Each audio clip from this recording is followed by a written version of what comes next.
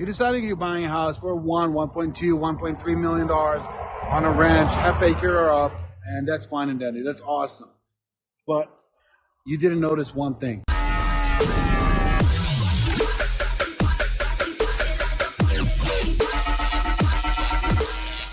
Is that this land right over here, okay,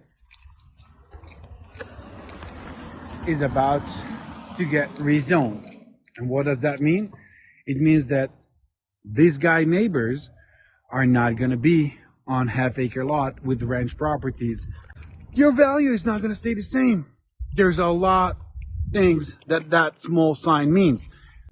That's the reason, my friends, that who you're working with count.